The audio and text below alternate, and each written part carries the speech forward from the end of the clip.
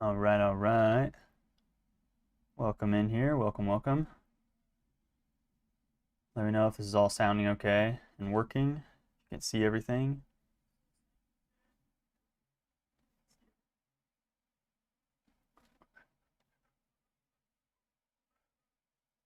It's me. It's the Grand Archivist. Indeed. Let's see here.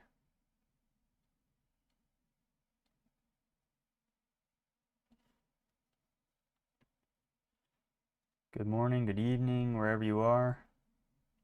Seems like we've got people from everywhere already here in the Discord, in the chat, everywhere. Speaking of which, I'm seeing some people say that they're having some troubles finding the Discord. I have been having the hardest time getting all of the links to work. It seems like some of the links work and some of them don't. So let me know if certain links aren't working for you. I think the link in the bio, the Discord link, not the Linktree link. I think the Discord link in my bio might be the most likely to work. That's the one I think most people have found the Discord off of. The Linktree one, for some reason, has been acting weird. Like it only works either on mobile and not on desktop, or vice versa. So let me know.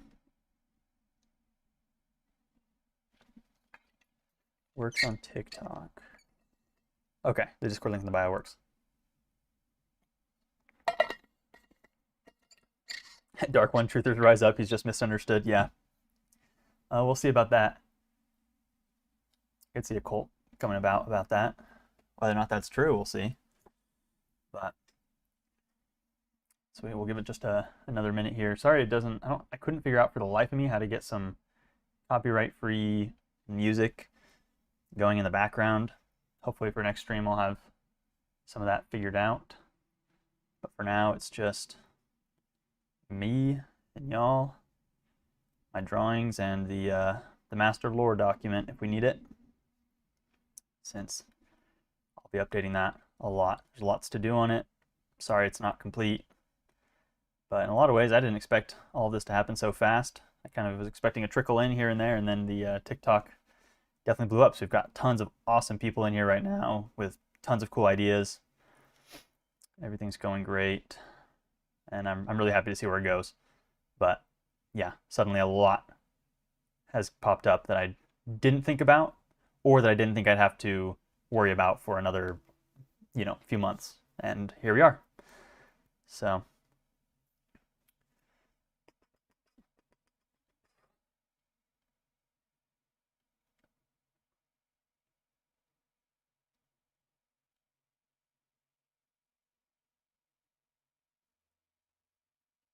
I'm just going to do a test. I'm trying to figure out how the Q&A can work.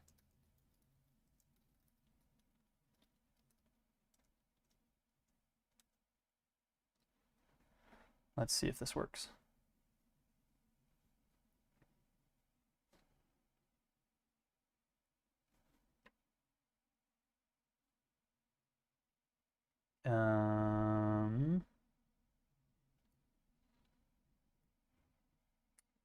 If somebody wants to, do you want to try typing a question in that Q&A? Is that how that works? Can people put questions in the Q&A that I just launched?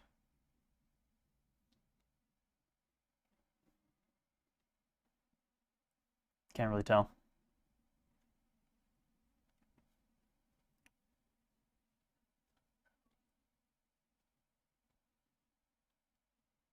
Questions. Okay, there we go. Okay, this does work. Perfect. Well, I will end this Q&A, and then I will make another one really quick for all of your questions. Let's see here.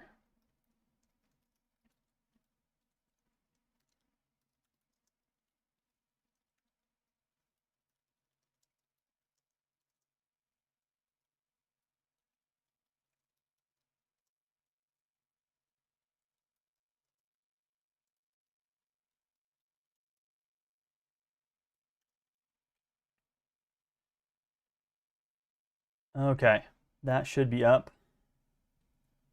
So if you guys want to throw some questions in there, we will look through those here shortly.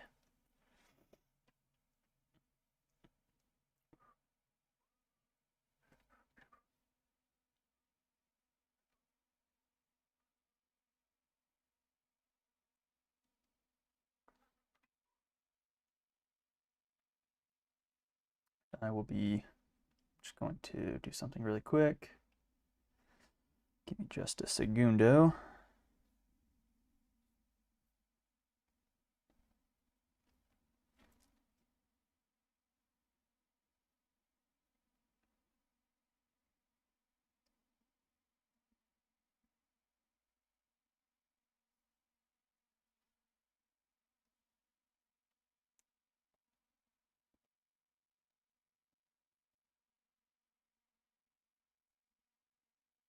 Sweet. That should be all good to go. I can get that thrown back up here. Sweet. Well, let's take a look here and see what people's most pressing questions are.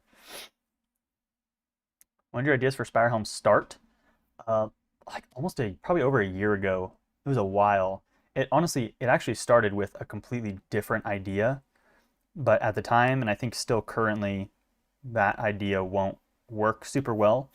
The original idea was to have a TikTok channel with either animations or like a slideshow comic style thing where you would get to kind of choose your own adventure. At the end, it would leave you with a question, kind of like a D&D prompt, and then depending on how the comments turned out, you guys would get to decide what this character called the Wanderer at the time, that was the concept name, you get to decide what the Wanderer does and how they react to the situation, which I would love to do. I think that's probably a like phase 2 SpireHelm type of thing. I unfortunately don't have the time or artistic skills. I'm in art school right now, but I'm not a very big comic artist. I love the idea of it, but I'm just not very good at it. So someday down the line, I think that would be really cool to do. But that was kind of how it started, and then it morphed a little bit into what we have now, which is more of a, creative writing, whatnot, collaborative world building project.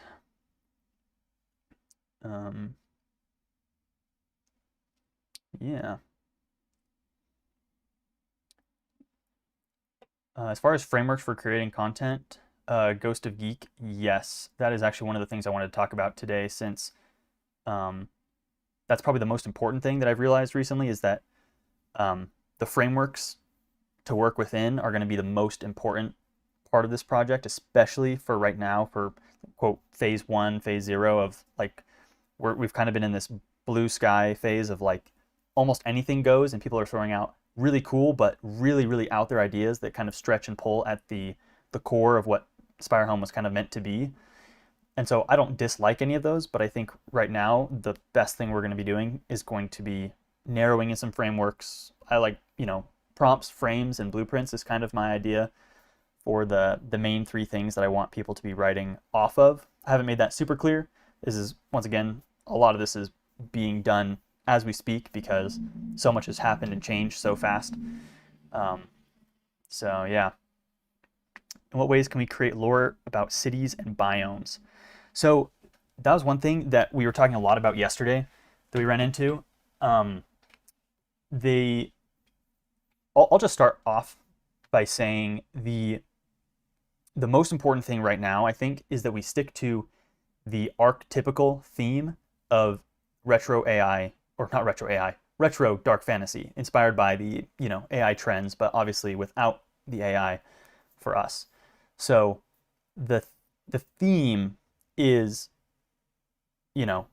nature, the wilderness is dangerous, and we have adventurers, heroes, monsters, wizards, that.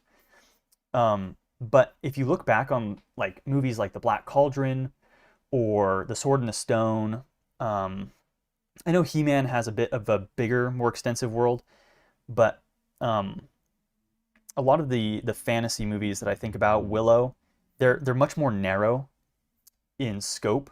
The world is small. There's typically like one big evil bad guy, there's not like hundreds, and there's the kingdom that they belong to and the kingdom's realm, and that's kind of the full scope. At some point, I'd love to dive into other realms beyond just SpireHelm. We can talk about overseas, we can talk about way up north past the frozen plateau up there. We can have an entire world beyond the Titans if we wanted to.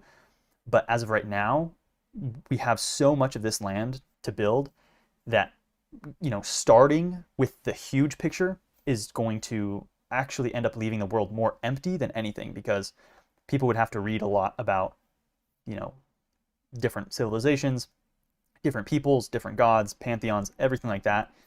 And I think there are people who would love to, but for the writers who want to join and kind of add depth this way to the world, not this way, scope, I think it'll be easier for them if the world is a little bit more narrow, which is why we've got, you know, this here.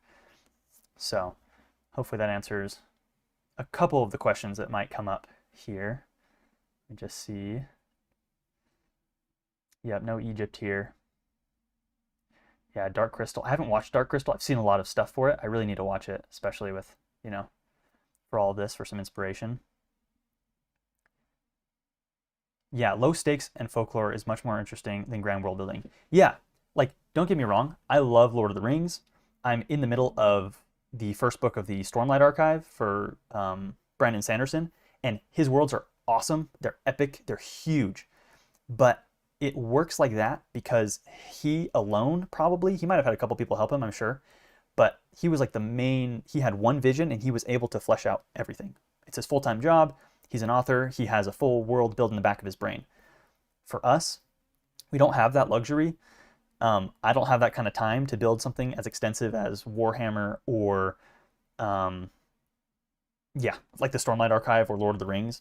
So with a narrower scope, it'll be a lot easier for everybody to contribute within the frame of SpireHelm in this small little realm that they're in. And like I've been saying, we're going to add depth this way and not add width. So that's going to be the main focus for now. 6-7 Warriors lore. I haven't read through that yet. I will say I have seen some things come up that that have been really cool.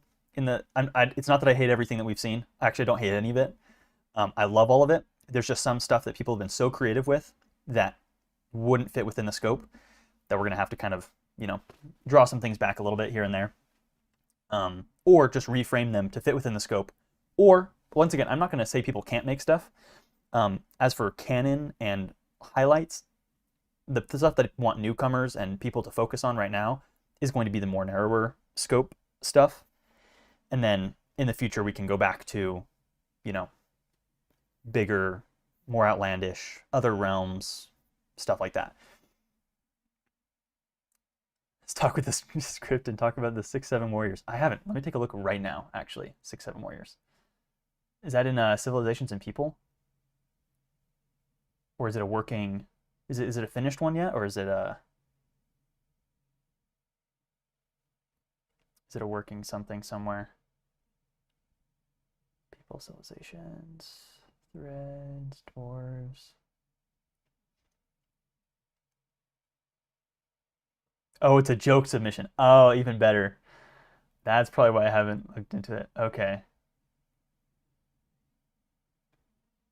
6-7 Warriors. Initials. Oh, initials SDIYBT. Nice. Okay. I like that. Sweet. Nice. Yeah. Let's get back to some of the questions. I love that. Yeah, I love the joke submissions too. They're really funny. Honestly, I found I searched SpireHelm in TikTok, and I found a video of some guy's 3D model of a helmet with like spikes and spires on it. And I was like, that's literally it. That's the SpireHelm, I guess. And I think somebody made something similar in the joke section. I have been looking through the artwork. The artwork that I've seen so far is really, really awesome. So yeah, keep it up. I'm loving the vibes, loving the look of a lot of this stuff. Let's see. Where would the project be taking place? Okay, so yeah, the website is something I really, really want to do. Obviously, this is a collaborative writing project, so I don't plan on making a ton of money. Like I don't want to profit off of other people's work. As far as Instagram and YouTube and TikTok monetization goes, any money I make from those, I haven't made not a cent yet. But as of right now, all of the money that I make about SpireHelm is going to be spent back into itself. I want to make the project better, more fluid. I want to give people things that they want, like people have been talking about, like a Dungeons and Dragons expansion or some sort of TTRPG. I could imagine like little zines or, handouts, different things. Once again, a comic, if I could hire a comic artist to write some stuff for us, that's where all of the money that I would potentially make will go into. As of right now, saving number one is for a website. I want the website built as fast as possible, but I know that the current things that are out there don't work. I've tried Fandom. It's full of ads. It's harder for things to get in there. It would take a lot of work. I've looked at Wikidot, which is what SCP uses. Once again, I've heard good things, but I've heard a lot of bad things about it. And then just a website like builder like Wix or other website builders like that don't seem to have all the tools that I want for the project by the end. And I would rather get one good website built than be jumping from website to website and losing people along the way. So yeah, the website in my brain, the website covers a wiki for any information and lore that people would want and categorized nicely so that they can find what they're looking for as simply as possible. It would also have a submissions section, so you would be able to submit and could be reviewed by the arch chroniclers and whatnot, and then could be canonized, and then you'd be able to find all of the canonized and or just truth works. So in the similar way that our Discord is set up, where there's things of lower impact that wouldn't need to go into a master lore document can just be assumed as true, legend or myth, any of those three really, and it doesn't take a ton of not like a lot of approval to get done. So all of those would be really cool. I want people to be able to read through the awesome stuff that people have come up with. I would love to be able to build it in the app so that or in the website, so that every single submission has the same font and layout and the same tools, so they can put art in the middle of their submission and put sketches and different things so that they can build it maybe in a PDF or something or in a Word document, move the text over to the website, click submit, can be reviewed, and then can be posted. That's like the real goal. And I don't think that's out of the question. I think we can get there. Building a website is expensive. Maintaining a website is probably going to be expensive. You have to, rent servers and stuff like that. So I don't have a quote. I don't know how much it's going to cost. I don't know how long it's going to take to make that kind of money. But that is the end goal. And if we stay on the trajectory that we're on right now, I don't think that's, too far out there. But yeah, that's the real goal. I will sponsor. Underplace. I've never heard of Underplace. Everything created is in Creative Commons license. Yeah, I have a little bit. I don't have anything like publicly. The only thing I have is in like the master lore document. I kind of mentioned how everything is essentially free use. By putting your stuff in the archive, you're allowing other people to collaborate. I would hope that people reference you or tag you or credit you if they borrow some of your work. But in the end, anything I put out there, you guys are more than welcome to use. If you want to make your own SpireHelm content lore channel and monetize it, I'm totally for it. But yeah, you're more than welcome to do anything. Just understand that if you want to make something that you really care about, that you don't want other people touching, probably shouldn't submit it to the archive. You might want to just, write a book or start your own thing with your writing. Since this is going to be pretty much open, just like SCP. There's lots of SCP content out there, but people's ideas are just bouncing off all the time. So, Underplace. I have been reading about Underplace. I like the Underplace, actually. That was one that I had brought to my attention by some of my arch chroniclers. Since I've been so busy doing other stuff, I haven't had a lot of time to read, since I've been doing a lot of Discord setup and getting the lore document ready and stuff. But that one, the Underplace, is actually looking really good. I think that could be a really good start for a small region somewhere. Obviously not like, I wouldn't want it to expand the entire length of the entire realm, like a full underground area. But for example, if a group of collectors was going out to collect a tome, and it seems like the thing I've seen is like there's a level and then they keep going and they find that there's another section and another section underneath that, like some sort of depth. And I think that's totally within the scope of SpireHelm, as long as it's not becoming anything too crazy or that somebody would need to know about it to write about SpireHelm for themselves. But I am liking that a lot. Yeah, does anybody not know what I'm referring to when I say Arch Chroniclers or collectors or anything like that? If anybody's new here, if anybody hasn't joined the Discord or hasn't seen the videos and is just new or hasn't read too much, let us know in the chat. We'd love to say hi and explain anything that needs explaining for you. Let's see here. How big is a map compared to a real world continent or country? Pretty small. So I think it was my original YouTube video, I talked about how the shadows of SpireHelm are named the shadows of SpireHelm, like the kingdom, the realm. Local people refer to it as the shadows because for the majority of the land, they are under the jurisdiction of the kingdom of SpireHelm, which most people believe was sanctioned by the gods. So the Venerants is like the high gods of light, you know? And so they believe that as long as they're in the land and they can see there's this giant mountain and SpireHelm's at the top and the archive is built into the mountain, but as long as they can see the spire through the trees of the forests or wherever in the lands they are, then they're probably okay. If they ever leave the view of SpireHelm, then they're probably in a different realm and they believe that they're not under the protection of the king, demigod, whoever might be the protector of the realm at that point in time. And so if you look at the map, SpireHelm sits at the bottom right. And if we're in like the northern hemisphere, obviously this is fantasy. It's not scientific. So we don't have to follow the rules of nature and physics, astrology, anything like that. Astronomy. So if you look at the map over here, let's see. In the morning, the spire would have a giant shadow that goes across the land this way because the sun would be rising in the east. And then as the day goes by, that shadow will sweep across the land until by sunset, it's pointing out towards the coast. So that's kind of the idea. Is yes, it's a gargantuan mountain. It's huge.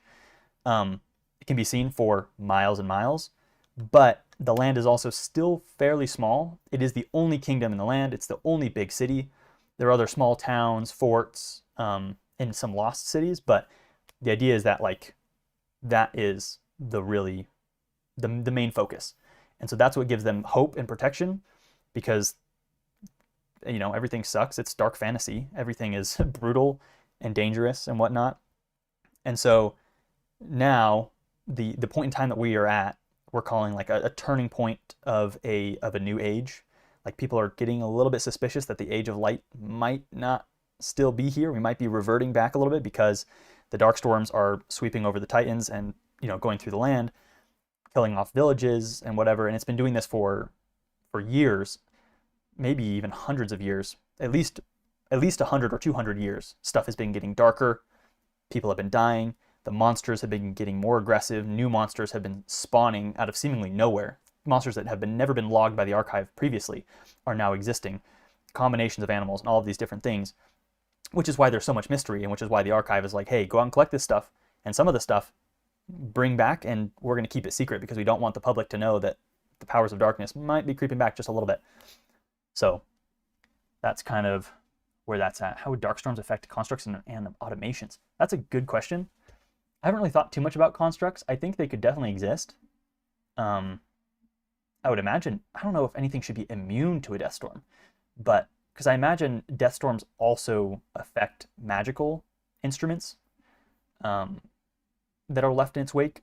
So they might be more immune to being like killed 100% by it, but like whatever structure or magic thing is in them that if they were to be hit by a death storm, I would imagine they'd stop working until they're repaired. But yeah, death storms.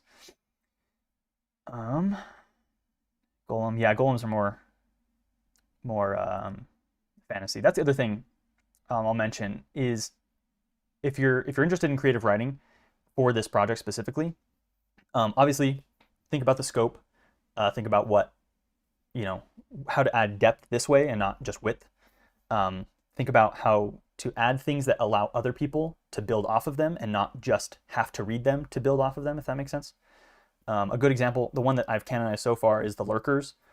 It's a simple concept. It doesn't have huge lore implications, since it doesn't affect, like, nobody would have to know that lurkers exist in order to write in them. But the lurkers give a really good starting point if you wanted to write a short story about a village, a hero, or someone else encountering a lurker who was born of a Deathstorm barrow. So those type of things are really good. Anyways, let me get back to this. Think about the scope and adding depth and not width. Think about how easy it is to build off of for other people. And then lastly, think about the fantasy. When I say the fantasy, we're talking about the fantasy of retro dark fantasy. So think about the archetypes, the stereotypes. Does it fit? If not, if it fits more into high fantasy, Brandon Sanderson, Lord of the Rings kind of teeters. If there's a Venn diagram, it might be right in the middle. But if it's moving too far into sci-fi or high fantasy, it might need to be adjusted to really fit the scope. Once again, you're allowed to write whatever you want. We love all submissions in the Discord. Just that we want people to be able to build off of each other, and things that are a little bit outside of, if they're getting too far out there with high fantasy, it's going to be harder for people to build off of it, because we all currently have a shared vision of, when I say retro dark fantasy, you think of the AI videos on TikTok and on wherever, and that is the shared fantasy that I want to stick within, so that anyone joining can look at that and go, I know exactly what would be in this world. I know what goblins look like. I know what orcs look like. We don't have to reinvent orcs. We don't have to reinvent dragons. We've seen some really cool phylogeny for dragons, which I think is awesome, like, clarifying them, but we already know what dragons are. We don't need a new, something that makes our dragons different than other dragons, because we are, in the end, just playing into the stereotype of traditional fantasy. So hopefully that helps a little bit. Let me get back to some questions. Okay. Let's see. Smaller locations, post adding smaller locations to the map. Yeah, small locations are 100%. I think when I made the maps channel, I meant it to be local maps and cartographers that are doing their best, because the amount of growth that's happened in the realm, like from darkness, from death storms killing things, and then other things regrowing, the land is almost always changing in a way. And so the maps that were once built might not work anymore. And so there probably isn't any world map like this that's 100% perfect. I think I mentioned that yesterday, like, this might be impossible for the archive to even achieve. The forest is so dense, the landscape is rugged, and there is so much in front of you to get out there that it's hard enough to go out, collect something, and bring it back alive. That getting out there and making a map of it is a whole nother endeavor that probably won't exist. So local town maps, a roughly drawn map of a little town, a path in the forest, a tree, an oracle, and then a dungeon, that's perfect. But trying to, fill every dot on this map is probably not worth it. I think in general, locations should be, I don't know what the word is, not specific, but clear. So you're in the forest around SpireHelm, or you're in the forest to the north, or you're in, obviously I'll add names and stuff to this, but you're in the Northern Isles if you're up here, that can be like, this is where this took place, but you don't need to pinpoint exactly which island it was necessarily, if you don't think it really needs to be that way. That way other people, don't bump into your stuff or accidentally create something in the exact same spot. And then, there's probably less than 800 places to put on here if everybody was to choose their own, and we've got more than 800 people in the Discord who seem eager to write. So keep that in mind. But yeah, small things, volcanoes, mountains. There are probably going to be way more mountains in here. This is just the most prominent range, and there are some hills in the top right, like in the plains area, the hills and plains and whatnot. Probably plains are kind of in that area. But that's just general. So, okay, let's get through some more questions. Yeah, like, we know there's too much lore for all of it to be canon, so smaller ideas can be counted as valid and kind of true, since there's no way that it could get canon. Yeah, most of the small ideas, which I think is how you add depth. Like a guy running into a goblin in the forest that offered him, some relic in exchange for money or gold, doesn't need to be canonized, because in that fantasy that we all see, of course that happens. That's like what the fantasy is. And so stuff like that, smaller ideas, things of not low impact, I guess low impact, but high stakes. Like, that's the thing. When we narrow the scope, the stakes can be much lower and the impact can still be really high. Somebody fighting an owl bear in the forest, is really, really like dangerous and cool when the scope is narrow and everything is dangerous. If we get to the point where we have people traversing planes of existence with, you know, shard blades, then an owlbear is nothing. You need something like, you know, a chasm fiend to even get close to making a high stakes situation for those kind of characters. And so for us, because most of us are collectors, everything can be high stakes. Even the lowest, you know, the smallest scale of things can still have high stakes. And I think that's where the beauty comes from in that retro dark fantasy. Like, you know, saving the princess from a dragon is like this huge thing, even though the dragon by modern D&D standards is like, you know, a minor dragon. It's like it's a youngling. It's a fledgling of a dragon. So stuff like that is definitely encouraged if you want to do that. Let's see really quick, make sure.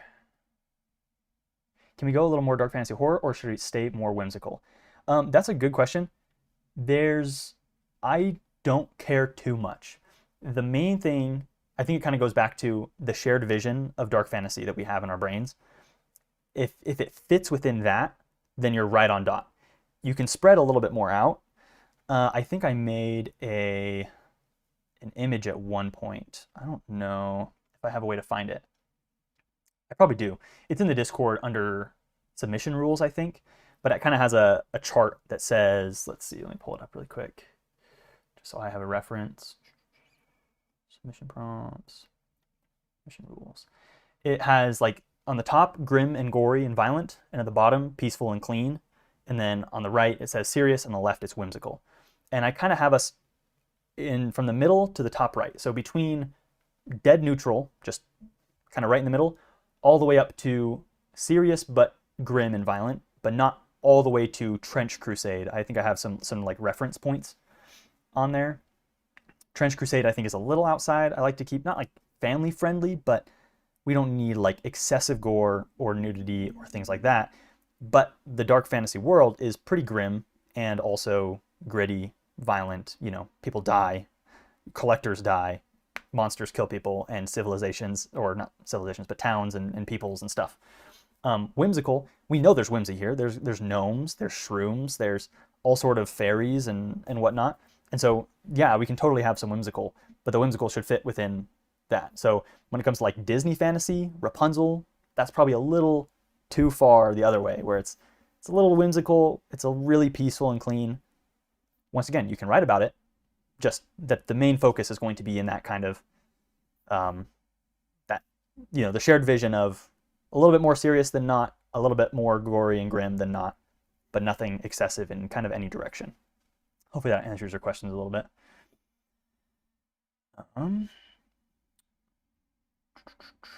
So that we keep it narrow, so you probably won't need the SpireHelm for a while. Yeah, I think for this first phase, we're going to kind of try to add depth, like I said, this way. So as much as we can keep in SpireHelm, I think we should, because that'll give us a really, really good base to go off of. If we get too big, then any other project that we'd like to do for quote-unquote phase 2 is impossible. If we had 6 realms, then designing a D&D expansion is impossible. We'd have to write so much content and have people and mechanics that allow people to travel between different continents and different realms vertically and whatnot. If we have extensive magic systems, that makes it a lot harder, because then you have to change the mechanics of whatever role-playing game you're using, or board game or video game, and you have to make those mechanics fit. And so if we keep it more amorphous, I know it's a little vague, but I've tried to give a decent bit of structure to the magic, at least how each section, each order of magic works, or where they draw their power.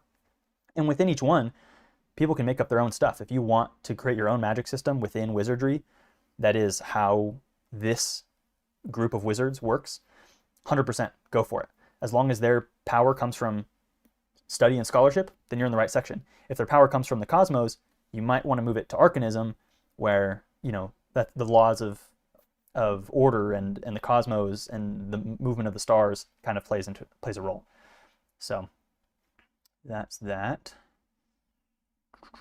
How can I add to this? Join the Discord in my YouTube bio. That is where all the work is happening right now. It's really busy. There's been a lot of action. I love it, but it's a lot to look at the beginning. But the discussions channels are a really good place to start. You can get out your ideas. You can see some things. So I think that'd be a good way to go. Is Gojo an Arcanist? I don't know. I haven't seen JJK. I really want to. Somebody else tell me. I don't know. Is he an Arcanist? Does it fall under those orders of magic? I have it up right now, actually. I can show you. These are the orders of magic that I have. So we got Wizardry, Sorcery, Arcanism, Benediction, Druidcraft, Hematurgy, Alchemy, and Anathergy. Those are the different orders of magic of different types. So wherever Gojo fits, that is probably where he is if he was in SpireHelm.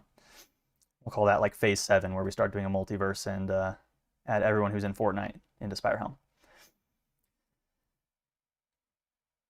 The official realm map will be filled in a little bit more. There'll be some more geographic features. There'll be probably names for different forests, lakes, mountain ranges, and whatnot. This is just kind of a rough map to give you an idea of how small the scale is, and how when people refer to the forest, it's probably the forest around SpireHelm, and maybe a different forest, but there's probably a few magical forests, not like hundreds of different civilizations and peoples. So, but yeah, it'll be filled in a little bit more. Apothecary Journal would be really, really cool. That could fit under, I think, Hematurgy or Druidcraft, maybe, if it's a magical thing. And obviously, you can make stuff that blends two different things. If you want to blend Benediction and Hematurgy, you totally can. You could have a god of blood that siphons, blood essence and has, its followers are granted, vampire-like qualities. That's totally cool. I would love to see all that. So, major races are not currently listed. However, that's one where, once again, I think it goes back to what is the shared fantasy in our minds is traditional retro dark fantasy. So you could assume that most races that you would find in the shared vision of dark fantasy exist. So, elves, dwarves, humans, obviously, orcs, goblins, probably some dragonborn people. I think anything kind of related to D&D species, other role-playing games similar to that, you're going to find a lot of those similar people. You might even have some, like, I think what are they called in D&D? Tieflings, I think, are like demon spawn type people. You could even have those that maybe live in the Titans or close to them, but as they venture towards SpireHelm, their power dwindles and their strength, weakens, and so they're kind of in towards a certain region, different things like that. End goal of the project be like SCP, or is it just to be an endless writing project? Can you add your own race? Yeah, probably. I think as long as it fits and fits the fantasy, you can definitely do whatever you want. Just don't expect every other writer to necessarily use extra races because I think adding extra races to a fantasy that we share kind of goes in the width section, not the depth. And so if they add it sideways, totally cool. I love it. I will probably read it, and I'm sure people will love it. There's a chance we bring it into what makes SpireHelm different from other fantasies, because as of right now, it is pretty generic. The biggest thing that sets it apart is the archive as of right now, which I think is the most important thing as well. But it is, in some ways, generic fantasy right now. I think to go back to the SCP question, the end of phase 1 in my brain is we have a lot of shared stuff that we could make that it distinguishes itself from other fantasy. Right now, we need to stick with the generic stuff and then slowly move. And I have plans to implement different things that I think make this world different, that I've been thinking of for a long time, and I'm working on some right now. The Ignispecs is one of those that I put in the speculations and teasers channel. That's the one I'm most excited for right now. It's going to be both a frame and a blueprint and a prompt, technically. So it'll be a really, really good starting point for creative writing that people will be able to use. So I'm really, really excited for that one. And you guys should be too. I'm not going to spoil too much since I don't know exactly when it's going to happen. I was hoping to do it this week, but then because everything blew up so fast, I've been focusing on other more pressing matters. So hopefully soon we'll get the the Ignis specs going. But yeah, so stuff like that. I have some other things I've been thinking of that will kind of distinguish SpireHelm. And at that point, the quote unquote phase 2 is like, yeah, we work with, you know, TTRPG companies, or we just make expansions for stuff like D&D. We could talk about hiring people to make, you know, a small indie game. We could talk about doing a comic series, or, you know, other things that take place within the world of SpireHelm, and maybe have, at that point we move away from, not move away, but we have enough together that we could move into like an IP, and an established IP that has its own licensed products and whatnot. The only hard part about that is, because it's such a shared universe, I don't know exactly what the legal implications are of using things that have been shared together. Obviously, if it's, you know, if the Discord is, you're willing to give up your stuff to make these products that you want to see, then that might happen. But that's so far in the future right now that it's not worth worrying about for me. But yeah, the end goal is just to have something that when people talk about fantasy, they're talking about Lord of the Rings, they're talking about SpireHelm, really. They're talking about The Witcher, D&D, SpireHelm comes up. Like that's kind of the end goal, is like, oh yeah, it's its own kind of genre, not genre, it's its own, you know, thing in fantasy. Yeah, I've had a lot of people really interested in helping with a TTRPG. I honestly, what I want most right now when it comes to D&D and stuff is for people to play D&D games in the SpireHelm setting right now using D&D Mythic Bastion lands, Daggerheart, Drawsteel, whatever it is, because that's a really good way to write creative stories, and all of those could be inputted into the archive as legends and stories. You know, a group of collectors who go out and find stuff, or a group of the king's servants who go and fight against evil, his knights. I think we've got it. What's the one in the Discord right now that's doing really well? It's the Red Guard or something. It's in the collaboration section, I think. Some people have been working on it. That's one that, Order of the Golden Flame. That's the one. Who in here is working on the Order of the Golden Flame? There's got to be a couple of you in here who've touched it. That one's looking really, really cool right now. I haven't read through everything, but the idea that similar to the archive being sanctioned for the collection of works and records and knowledge, I really like the idea of SpireHelm also having a secret sanction of knights that go out and fight evil, because once again, the king is gone, and all the people who are in charge, including probably the Grand Archivist, doesn't want people to know that darkness is actually creeping back, because we don't know yet, canonically, why darkness is coming back. We don't know if the darkness started to come back and then Alythius vanished. We don't know if he's dead or alive or gone or fighting darkness. We don't know. And so the people in charge, leftover, are the ones saying, I don't think we're allowed to tell people that darkness is coming back. We have to keep it, we have to make them think that we're still in the age of light and everything's, you know, fine and dandy. And so having a kind of gray knights, if you're familiar with Warhammer, where when they go somewhere, people aren't even allowed to see them. Like, they have to kill off anyone who sees them because they're not allowed to know. I don't think it'd be that extreme, but I think having a secret group of knights would be really cool. And that would be a really, really fun D&D game to play, is, hey, you're sanctioned by the king to go out. You're part of the Order of the Golden Flame. You go out, fight darkness for us, so that people will stop thinking that the king has lost his power and that darkness is coming back. That's something that I think would be really, really cool. Daggerheart would be great choice, easier to talk to. Yeah, I love Daggerheart. I've been playing Daggerheart more than D&D recently. It's really good for beginners, which I think we have a lot of people in here who are interested in creative writing, but probably don't know as much about Dungeons and Dragons and role-playing games. And we probably have the other way around, where people who are like, I love D&D and I'm creative, but this is my first time trying like actual creative writing. And so I'm hoping to kind of bridge that gap a little bit. I think D&D is really good for people starting, and they have a campaign frame called the Age of Umbra, which I think fits really close to the vibes of SpireHelm. They have it where there's, I think, like pyres that are lit out in the world that are safe havens, exact kind of. I don't know if the mechanics are drilled in or if you'd have to homebrew some stuff, but as a general rule of thumb, that fantasy is really close. So 6-7 warriors are the Grey Knights of SpireHelm. Now that could be a good joke submission. Okay. Comic book series, yeah. Okay, let me go back to some of the questions. There's probably way too many of them there. I've been trying to keep up with live chat and also questions. Could there be vampires? Wow, could there be vampires? Vampires, yes.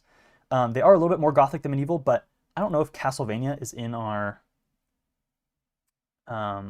touchstone kind of like where in the grimdark versus whimsical, but Castlevania is a really cool visually and lore-wise. I love the Castlevania stuff. So yeah, 100%. I think they would kind of fall under hematurgists in a way. The blood and life essence is where they get their strength. So traditional vampires, I think 100% could be in here. This is, I mean, I imagine the world is kind of a dark fantasy, gothic, right in the middle of that Venn diagram. So yeah, that would definitely be really cool.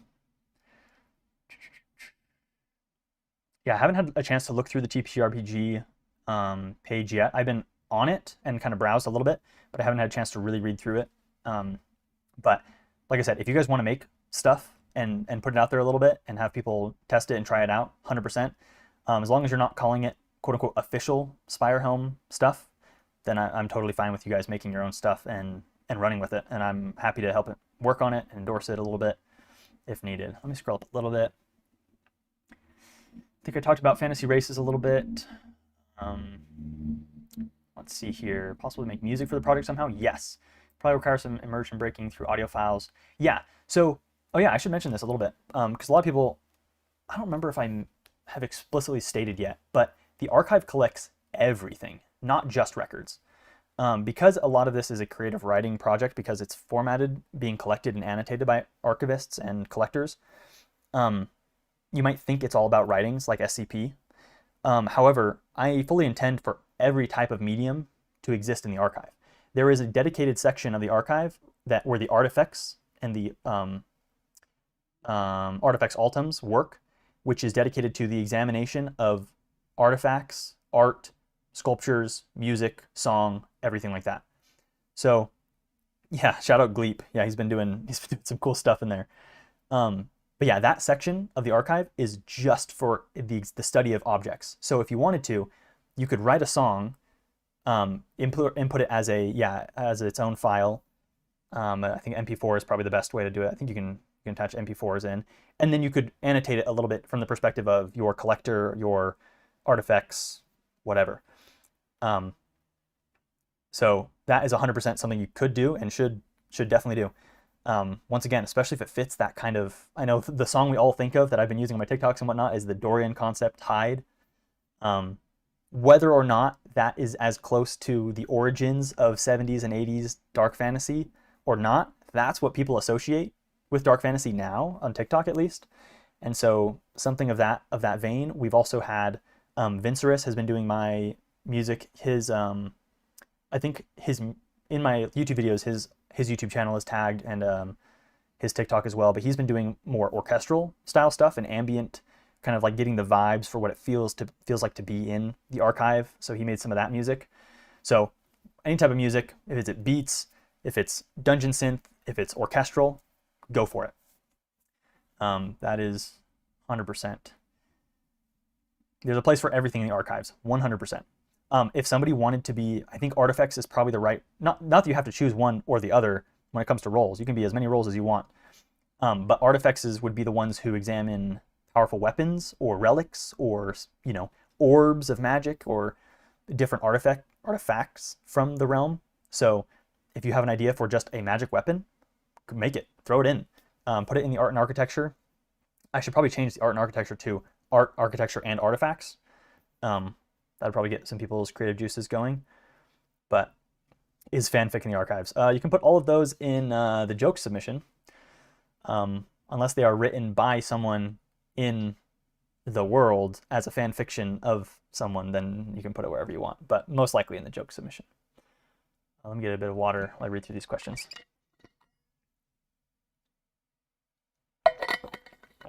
Ooh, good question.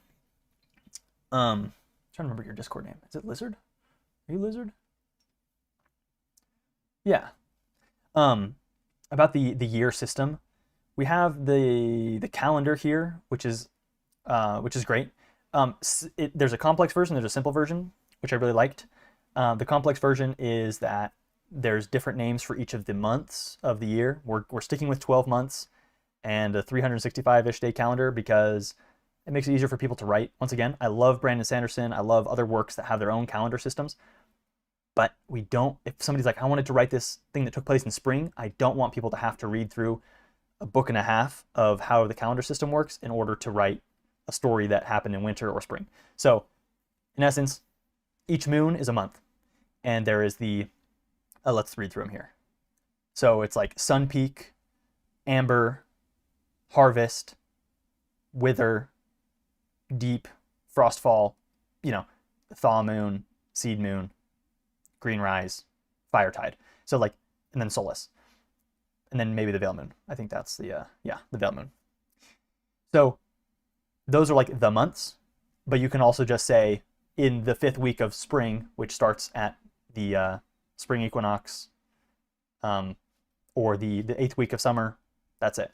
As far as years go, yeah, Damonon, thanks so much. This is done by Damonon in the Discord, also known as Collector Ullman, or is it is it just William Colgrave, I'd imagine.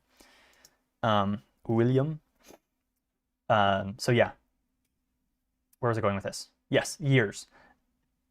I don't have anything planned yet for years. I think right now we are within the current frame of the time that we are within is between, well, I guess actually it doesn't, there is no, we know we're in between, we're somewhere in 100 years or so, 1 to 200 years since darkness has been coming back, but there is no official age yet because the archive is refusing to acknowledge the fact that a new age is coming. So we're at the turn of going into an apocalypse, but we're not there yet. So as far as years go, we're thousands of years in. There's nothing cohesive yet for a dating system. It's probably something that we could do, probably should, just so that people have years. But I imagine it won't be anything too crazy. It'll just be something like 2,000 or 3,000 or 4,000 years. Yeah, the light age, yeah, would be the 0th year. So if it's,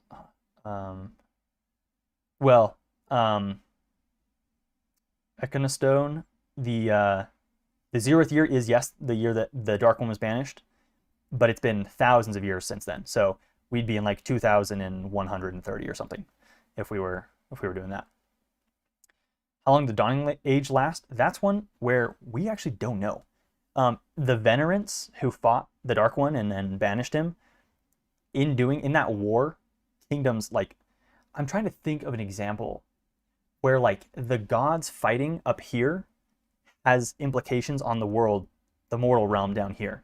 And in my brain and in the fantasy that we've been talking about, I don't know if it's anywhere published yet on the Discord since there's been so many other things that have been going on. But the Venerants were at one point in the Dawning Age more present in the mortal realm. They were there, they were maybe manifestations, they were maybe people or kings, and there was, kingdoms and whatnot within the realm of SpireHelm and also without, outside the bounds of SpireHelm. So at that point, when they were fighting, it meant that their forces were fighting and things were happening, cataclysms, the world was being reshaped. And so when they banished the Dark One, they sanctioned SpireHelm, according to legend. They sanctioned SpireHelm as the Venerants, holy town, city, whatever. And then they left. They now have major gods like Aletheus do their bidding, and the minor gods do those major gods bidding. And so there was kingdoms that were lost. There are remnants of an age past, which is what the archive aims to do. And so what was this question coming from?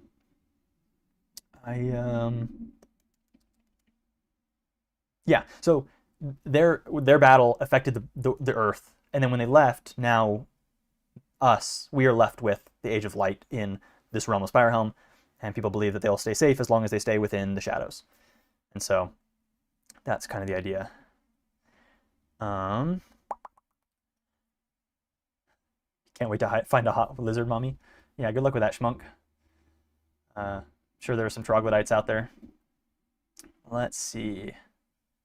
How old is the world and its civilization? I think I answered that, kind of. A couple thousand years. Yeah, whatever date we do choose is going to be mostly arbitrary.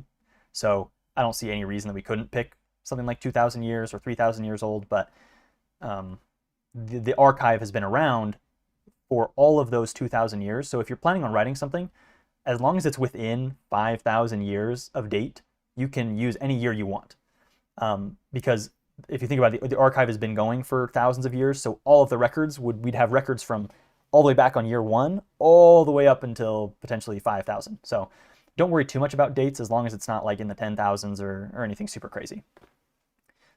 Let's see, how big is the planet? There is no planet as of right now. It is just the realm. And I think, like we were talking about a little bit at the beginning, it's most important right now to stick with the fantasy of the world and add depth instead of trying to widen everything. And so for as of right now, this is the world, and they refer to it as the world, but they don't care. They might know that they're on a planet, that the cosmos orbit the Earth, but they might also, that the Earth isn't orbiting. They might still believe in a geocentric model where the Earth is the center and the cosmos are maybe Venerants or other major gods that orbit the Earth, and as they come around, you know, they get additional power if they're one of their worshippers or whatnot. So as of right now, there is no planet. Don't think about it too hard. Yeah, the realm is most important. Discussion about fairies. I don't think I had a chance. Shouldn't reinvent fairies, that is true. However, I am fine with expanding fairies within the shared fantasy of what fairies are. So if you have an idea for a group of fairies in a certain forest that works in a slightly different way than your traditional fairies, but can still be connected in a line to the traditional fantasy of fairies, I think 100% you should do that. Turnings. The turnings are like the seasons. So the solstices and the equinox, that's where the turnings happen. So you could say, you know, 4 weeks after the turning of, let's see, I think the Feast of Falling is the autumn equinox. So 4 weeks after that would be somewhere in like October for us. Different regions and their theories and beliefs on the creation of the world. I think that in SpireHelm, people would just believe that the Venerants created the world at the beginning of the Dawning Age or sometime before that, if there is an age before that. I don't know if they would have different theories or beliefs, although I'm sure some people could. Some cultists might believe that the Dark One created the world and that's why he got banished or something. I don't know. How recently did things pick up in terms of interest and contributions? Pretty much this last weekend. I made a couple videos previously, got busy with school, came back to it. I've wanted to make a TikTok for a while, and I thought, if I want to start making TikToks, I should probably make at least one TikTok that people can refer to that can explain what the project is, since I only have it on my YouTube. I don't want them to have to go all the way to YouTube and watch a 20-minute video. I'd rather have like a 5-minute video. So I made that, and it blew up. So here we are with, I think we've got close to 1,000 people in the Discord now, which is incredible to have happen over a weekend. So really excited. Other names you were considering before landing on SpireHelm? Yeah, there was a few. Shadowthorn was one that I dwelt on for a little bit, but that one was more going to be the comic name. It's going to be the of the Wanderer, which we ended up moving past it since just don't have the tools and the time, the resources for that. So, but yeah, SpireHelm I think captures when you look at the logo and you see the word SpireHelm. In my brain, I'm like, oh yeah, that's a grimdark, close, adjacent, dark fantasy with retro vibes. So, kind of stuck on that. Any reason for the logo looking like that? It should not come up with a reason. I think the logo would be reminiscent of like the glory of the Venerants, like the shine, because they believe in them being like these great light gods that are all good and holy and have nothing wrong. And I think for now, the Venerants are going to be non-nuanced. They are going to be the good gods and the bad god, and that is kind of it. And we don't know many of them because they're so removed that the only one they really know by name, not even by name, by essence, is the Dark One, because his name was redacted. There's probably, I would imagine, the Grand Archivist and maybe the current king knows and has read the name of the Dark One, but probably doesn't ever speak it because doing so is considered heretical and you could die doing it because that's what they believe. Venerants have I thought about pretty much the Dark One And that's I think when it comes to what we should focus on when writing, the Venerants are just another world god. They are not necessarily formless, but to them they are without form. They don't really manifest in any way. Okay, I'm going to close this Q&A because I think I've gotten through most of these, and I'm going to go back to the normal chat since it seems like people are asking questions there as well. But if I didn't get to your question in the Q&A, go ahead and put it in the chat, and I'll try to read through them as we go. Whoops, that's not the place to go. 961 in the Discord as right now. That's a lot. That's a lot. The underplace, yeah, I mentioned it a little bit. I really like the idea, especially if it's not world spanning. As long as it's a place that they found, and as they went down, it started to expand. And as long as it's not like a complete underworld, I think, is it D&D that has an Underdark that covers like the entire world of like an entire, like the Upside Down, essentially? I don't really think we need that yet. I don't think that would be too helpful. Kind of stick within this realm for now before we move on to other places. Lobster, Hydra, other monsters. Yeah, so when it comes to other monsters, I've been seeing a lot of cool designs. I think as long as you can reasonably think that they could exist in a shared dark fantasy, then you can consider it truth. Because the forces of darkness are coming back and manifesting in all sorts of different ways, overgrowth, mostly monsters and evil and darkness and powers manifesting in people and in places. Monsters of all different types would probably be here. So yeah, definitely don't worry too much about whether or not your monster gets canonized. Ones like the Lurkers are canonized more because there is now it's not even, I don't even know if it's really canonized. It's more of a highlight of this is one that is truth that you could also build other stories off of. Not just a monster, but a monster that has specific implications with specters, death storms, and ritual, like, and a manifestation in magic. So that's one where like monsters like that might move up, and we might make a highlight of that and say, hey, this is something really cool that we saw that we think a lot of you could build off of. And so some of those could work. But otherwise, people are more than welcome to invent monsters, build off of different things. Allowed to have other kingdoms that are under the banner SpireHelm, like kingdoms outside the city that fall under the spire. We talked about this a little bit as Arch Chroniclers, and the main problem with having other kingdoms is that people would have to understand which other kingdoms are out there in order to write. So you can have other factions that are not aligned with SpireHelm. I imagine there are what used to be arms of SpireHelm, lords, given their own forts, duchies, keeps, whatnot, that have then since gone, I'm actually good. I don't think we need SpireHelm's protection. They might not be protecting us at all. We might have better offers from the Dark One and his forces and, you know, his servants or whatever. And so I think other factions could exist. I just don't think any of them are to the scale or size of SpireHelm or even enough to have their own city. It'd be more like a lord who goes rogue and says, okay, well, I've got 2 knights that were assigned to me and they follow me. So I've got 2 knights, which is pretty powerful. And if they've got horses and I've got some squires and servants, then that's a mini kingdom of yourself. 50. The name of the Dark One is pretty much unknown for all people. Yeah, it's pretty similar to Voldemort, but not. In Harry Potter, everybody knows the name Voldemort, but they don't want to say it. This one, people aren't even allowed to know it because they believe it to be a cognito hazard in a way, where even knowing, like, they don't want anyone mentioning it at all. And so it's been redacted, and anyone who even mentions the Dark One or is curious about it is looked at as like a witch, like oh, you're not allowed to do that. Allowed to create factions. You can create factions.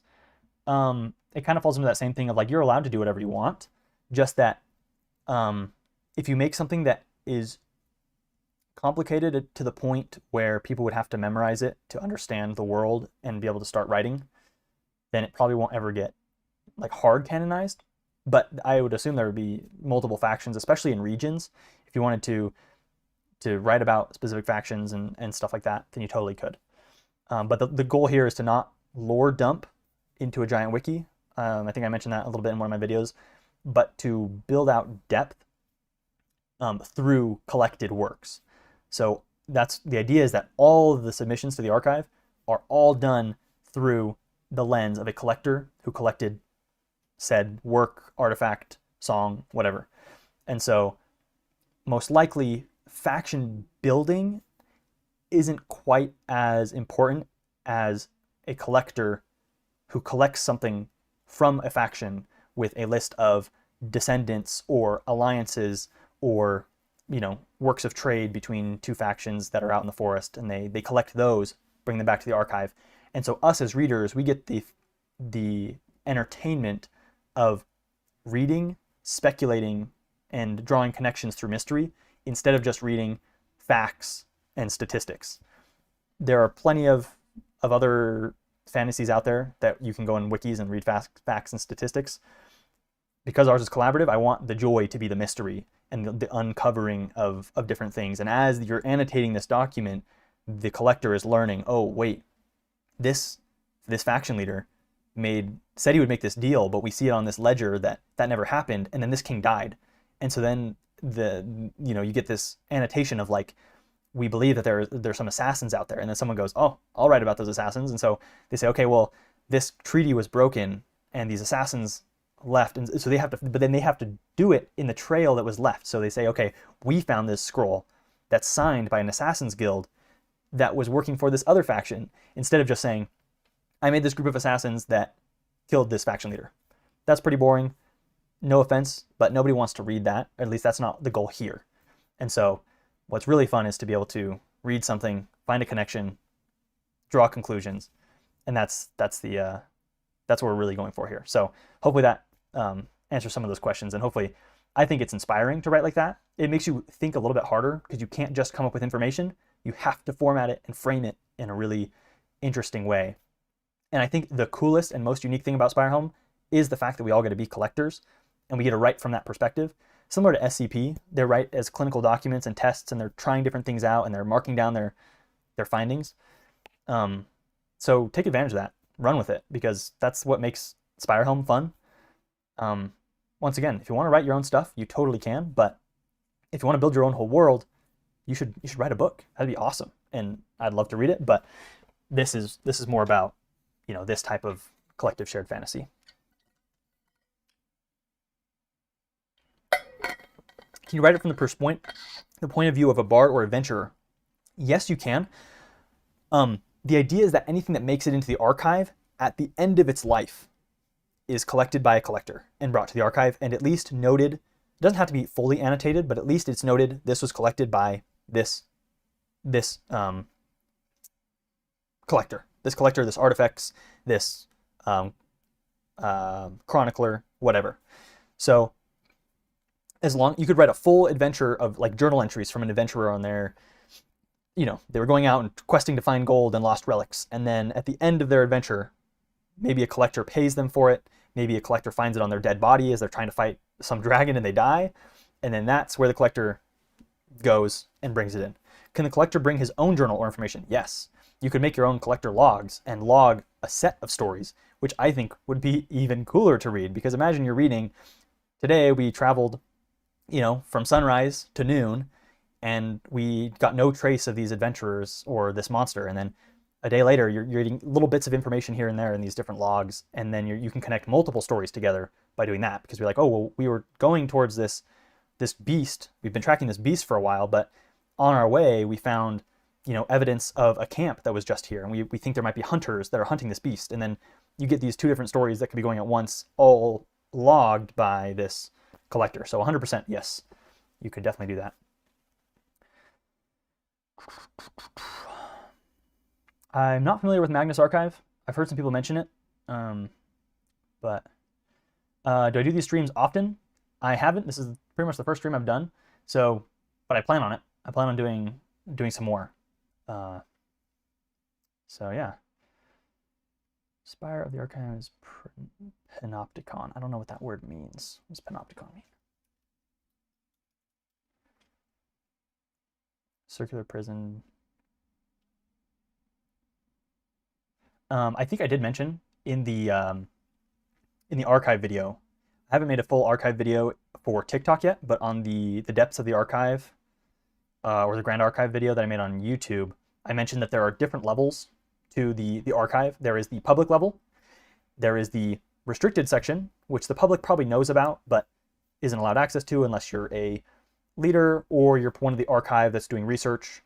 And then there is one section beneath that that is about as unknown as it gets. This is the Grey Knights of Warhammer.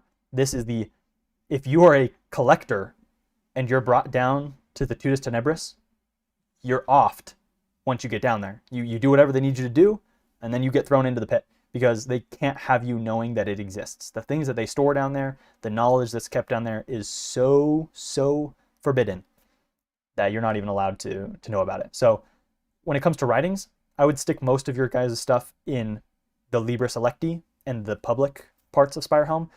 Don't worry about writing anything for the Tudus Tenebris.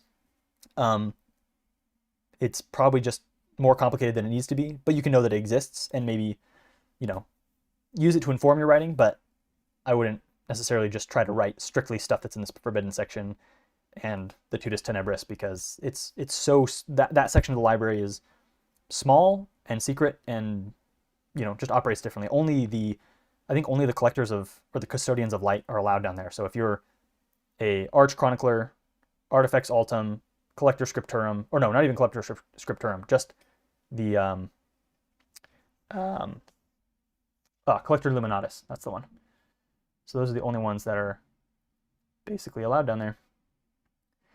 Let's see, any questions? Let's see, let's check some questions. Could you climb the Titans? Yes. Oh yeah, it's super dangerous. I don't know if anybody has, but you could. They are not, it's not a wall. It's not like the ice wall from Game of Thrones. It is a set of mountains just so jagged and so abrupt, like I think Grand Tetons kind of level, but to a different, grand scale, fantastical scale. So we've had a couple submissions of groups or peoples or families that live in the Titans, which is totally okay. And you can write stuff for that. Just know that they will be affected by the lands of exile that are so close, and the forces of darkness are right there. So it's like living in Shelob's cave for Mordor. It's like you're there, but you can feel the weight of the land that you're close to. So we make a TikTok giving top level lore overview. Yeah, that's in my to do for hopefully this week, the next day or so, and give kind of like a, hey, here's all the you need to knows to get started. So yeah, I'll definitely be doing that. I saw somebody ask a really good question. How desolate is the world? Not super desolate. More dense than anything. And the death storms are narrow. They're not like, they don't cover like that. They would cover like, think of it more like a sideways tornado. They'd cover a specific area and wipe through. So it wouldn't leave everything desolate. They are rare, but they do happen. I don't know if it's like monthly. It's probably once every couple of months that one happens, and it's just if you're in the way. And none of them have ever made it all the way to the capital of SpireHelm. So they weave their way throughout, and then they die off eventually. But they do kill everything there, but because it's more likely to be overgrown again by darker, more sinister life than it is to be left desolate. That's probably a good way to look at it. Okay, depth, small ways, that's about it.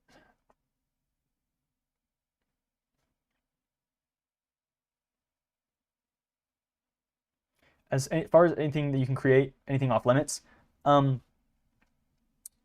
nothing's off limits technically, but like we've been talking about so far, just it's better to create within the scope and add depth to what is there than to try to add stuff to make the width bigger, if that makes sense. I don't know if that's an analogy that's making sense to people, but I think of it like a picture frame. You could add detail in the painting where you're at instead of trying to make the painting bigger. And it's just too much to do and too many things to add at that point. The live stream should be available after this is over. How long have we been live for now? Probably an hour or so. Yeah, a little over an hour. Almost an hour and a half. Scale of the map. France or size of Connecticut small. I don't really know, actually. I don't have a good basis for what to base that off of. I'd imagine it's big and small at the same time. It is fantastical, it's mythical, so in some ways this map isn't actually canon, it's just a reference, because nobody's really mapped the whole place because it'd be impossible to do. So it's small, but probably not like state size small, like Connecticut, but yeah, I don't know, maybe the size of like Texas or something. Like it's a big region, but not big enough. Maybe Texas is too big. Texas is probably way too big, actually. I'm trying to think. I don't know. It's probably pretty small. Maybe Connecticut size, now that you say it. Major kingdoms, towns. The major kingdom, there's one major kingdom, and there are pretty much no other kingdoms of note in the world. There could be other kingdoms, once again, but they are not of note. It's just SpireHelm. And the villages and towns around are free to make up whatever names, whatever, maps or things you want. Give a brief description of where they were found, to the north, to the east, to the south, in the forest, by a lake, in the hills, close to the ice plateau, the frozen plateau. But that is kind of all up. Those are kind of ways to add depth to what's here. You add a little town, a settlement that has a unique story or a unique problem that they're going through. That adds grit and depth. Instead of just trying to say, okay, well, maybe overseas I'm going to invent, my own whole island that has its own colonies and kingdoms and stuff. Just, it takes it a little bit further from where we're trying to go. Like collector experiencing a death storm in a way. Is there a forest section of the map? Oh, the forest section, yeah, sorry, this isn't a finished map, but the forest section is this in here. That's all forest right now, and there's probably going to be a big forest up here and some forests down here of different types. I imagine this one up here is kind of like pine forest, and this is like hard to write. This one's probably a pine forest. This is probably a mix of plenty of different types of trees. Think like the Mirkwood from Lord of the Rings, and then these are like plains and hills. So I imagine there's probably another forest up here that trails off into kind of a plains section. And then I know some people were asking about desert sections. I think the deserts would probably be kind of over here. Like this is kind of like an arid forest with like sage trees and whatnot. And then over here you'd have kind of like a desert region. Not huge, because I don't think it fits the fantasy too much, but for what you need. And then yeah, there's probably one big Great Lake in the middle, and make sure, yeah. And there's plenty of other lakes. There's probably a bunch of lakes within here. I imagine there's a river. Let's see, go blue. There's probably a river that runs down out of SpireHelm and into the woods, into this lake. There's probably all of the rivers from the Titans probably run into this lake, and all of the glaciers that melt from the frozen plateau. And then from here, it would probably flow out to the sea. So that's kind of what I imagine when it comes to water and big overview. Just haven't had a chance to finish everything. Connecticut is small, actually. Yeah, Connecticut is pretty small. Area in general is typically called the Realm or the Shadows of SpireHelm. That's what the people would refer to it as. So, Holy Roman Empire sized, maybe. As long as it's be kind of, yeah. If you took the Roman Empire and brought it all around Rome instead of having the Mediterranean Sea. Like as long as they could always see Rome, that's kind of the idea. There was one really good question that I was looking forward to answering that I think would be really helpful, and I'm trying to find it.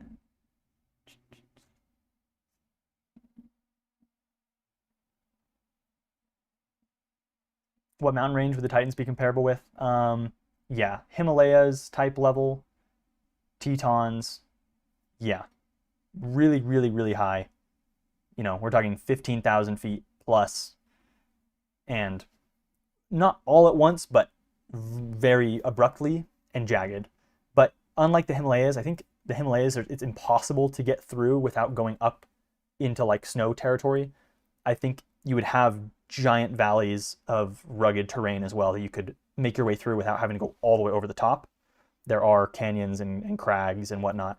So if you wanted to write about a people that lives within the Titans, you wouldn't have to put them up at the top. They could be kind of on any side or place. We can write about a Death Storm experience? Yes, 100%. That is one of the things I would encourage you to write about, because I think I think everybody could do that. And the same way, I can talk for a second about some things I'm planning. So I have a channel called Prompts and Blueprints, and I'm probably going to change it. I'll probably leave the name, but essentially it's going to be for prompts, blueprints, and frames. And so a prompt would be something like collect a record written by a villager who experienced a death storm and either died or didn't. That's a prompt, and that's something that you could write about. The blueprint I have so far is the collector blueprint. Since all of us write from this perspective of collectors, you should make your own collector if you want and describe them. What's their name, what race are they, what age are they, how long have they been working for the archive, what do they specialize in, what are some aspects to their history, what have they done, what have they faced, and that's a blueprint. And then a frame is, I'm trying to think of a good example of a frame. Frame is kind of an in-between of the two. It's something that would give you something to work within. I would say a death storm is a kind of frame.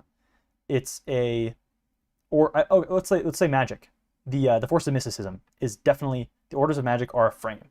It is, here is the frame that I have put and given to you guys that I think will set SpireHelm a little bit apart from other fantasy, give it a little bit of character, but it's simple enough that anybody could write something within it. So you can put necromancy into the frame of the Orders of Magic, since hematurgy is the magic source that draws its power from life essence. Well, there you go. Now necromancy can easily fall under this frame of hematurgy. If you are a artificer and you want to invent some type of magical gun, that's not wrong. I don't care. They're probably rare, but that would fall perfectly under the frame of alchemy. And so at different points, I plan on releasing different prompts, blueprints, and frames, or some combination of the two. I think Death Storms is kind of a prompt / frame. Not so much a blueprint, because you don't really make your own Death Storm, but it's a prompt in the sense of it evokes a lot of creativity when it comes to stories that can be written about Death Storm experiences. And it's a frame because you can write any story to be within the frame of a Death Storm, if you think about it, or if you want to.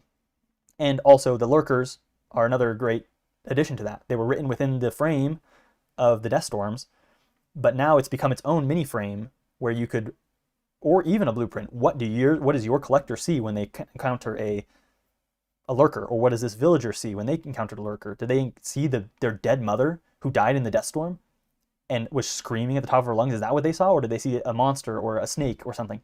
You have all these different elements that can come out of these frames, prompts, and blueprints. So I plan on doing a lot more of those. The Ignispecs will be like I said, a frame, prompt, and a blueprint in some ways. It could literally be all three, which is why I'm so excited for it, because it has a lot of really cool aspects to it. So I'm excited for that. But for now, if you guys make a frame or a blueprint or whatnot, the lurkers was an idea that I worked on with Vincerus, who is one of our artifacts Altums, and he was one of my friends before this was starting, and so we had the luxury of brainstorming back and forth, so we were able to get to a conclusion that I knew would fit the world and would probably become canon because it made sense to me, and we had talked about it, and at the time there was only like 3 or 4 people in the Discord period, so it was a very, very early thing. But in the end, it became a really, really good example of what a good submission to the archive could be, because it allows other people to build off of it. It doesn't have huge impacts. The lurkers didn't need to be canonized necessarily, because we could all assume that monsters are spawning out of here. That's kind of in the base lore, is that the darkness is growing and is manifesting in all sorts of different ways, and that could be one of those manifestations. So in his sense, it was chaos and fear is the way it manifested, not necessarily death, although it was devouring, and devouring feeding off the fear and the chaos of people panicking as they see one of their worst fears manifested in real life, going around and just killing people. So, yeah. Just about to ask about necromancy? Well, there you go. It's under hematurgy. What about folk tales that aren't necessarily true, but are something serfs and peasants believe? Yeah, we've had a couple of those. Ronus started off doing a bunch of poems by a jester to a lord, which I think are really cool. And they tell tales of like I think he mentioned this one is told to children to convince them to not do bad things, kind of, or not go out in the forest at night. Those are awesome. If you want to, you can just put in there that it's a myth or a legend. And in my opinion, the coolest thing about fantasy and about a shared universe like this is that if you write something, whether or not it's true or untrue, if people believe it, what's the difference? This is fantasy. If people believe that lurkers are punishing them for their sins against the kingdom of SpireHelm, does it matter whether or not they actually are being punished or not? Because that's what the people believe. And you could have it brought to the archive and the collector could say, we have no record of this being true, or we say we are investigating, or we just say we don't know. And I think because of that, that's like one of the coolest things. There is no, it honestly doesn't matter whether it's legend, myth, or true, or canon. The canon isn't for the stories. The canon is for you to know as an author, not as a collector. It's to give insight into what would manifest into a record, not what am I allowed to write about, if that makes sense. Because from your perspective as a collector, you just know what you've been taught your whole life and what the archive and the kingdom and the throne says. That's kind of it. A religion around the Deathstorms. Not necessarily, but kind of actually. We had one of the first submissions was by, I don't remember their name. They submitted something called the Deathstorm Nomads, who were a theorized group of creatures or humans, gremlins, something that would follow the Deathstorms around and worship the specters who were left, the people who didn't die in the Deathstorm, which if you're kind of caught in the very edge, or if you're just lucky enough to survive, you're left blind and typically crazy and mad or lifeless, like you're just in like this eternal state of coma. It can manifest differently. Each specter is different. But the idea was that these Deathstorm nomads would traverse the land and find these specters and worship them or try to siphon knowledge from them, and then they'd retreat back to the Titans, and another Deathstorm would go and they'd follow it and find the next specters and talk to them before the Storm Wardens would have a chance to get to them and steal their eyes and, you know, cleanse them, so to speak. But yes, that's if you want to make your own religion around Deathstorms, a separate one, you totally can, or you can build off that. Yeah, it's a blank canvas when it comes to that. After effect that happens after a Deathstorm, like the specters, or like something that happens in the wake of a Deathstorm. So I think either could work.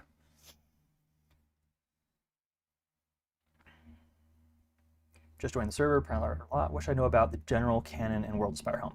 Yeah, big overview is okay, we'll get to this mysticism one really quick. Infuse an object with their magic. I think that's something that could technically fall under any of them. That's the thing about the magic system, is it's less about what can happen and more about why or how it happens.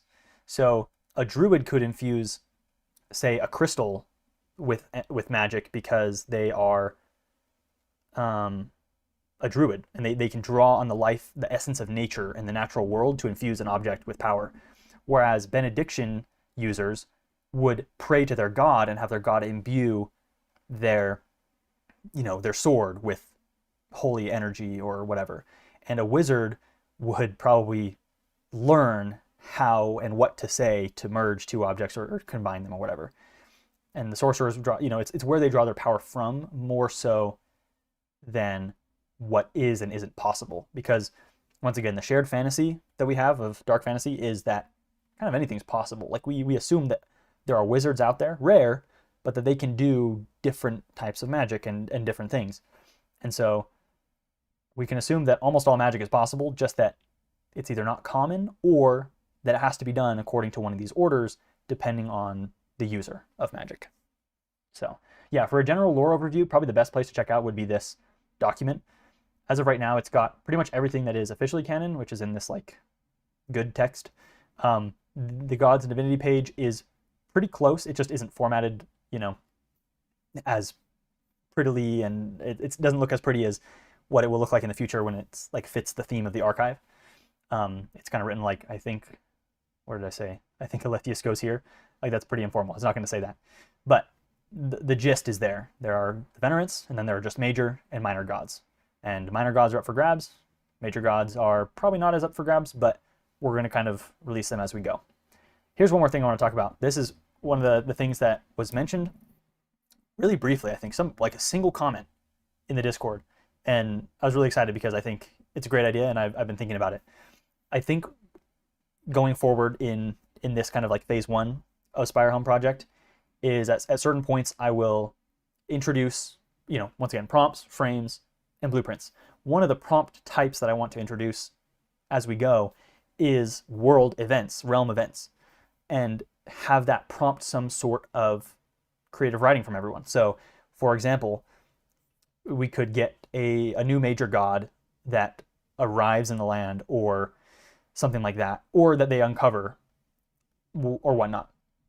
And I'll describe an event, maybe have a little bit of a description or writing to go along with it.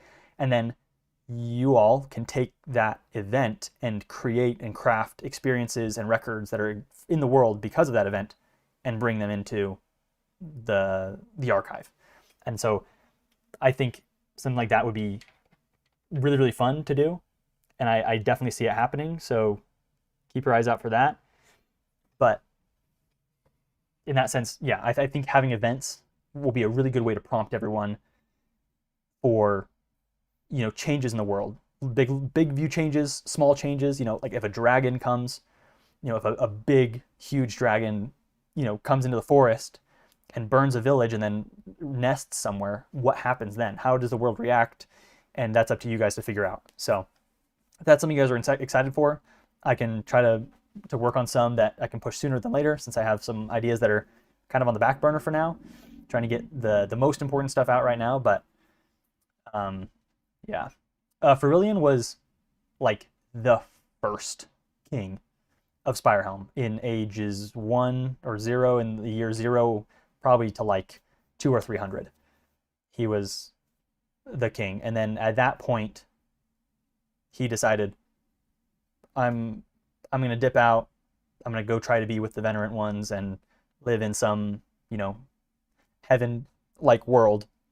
And I'm going to relinquish the throne, since I've been here long enough, to the next person.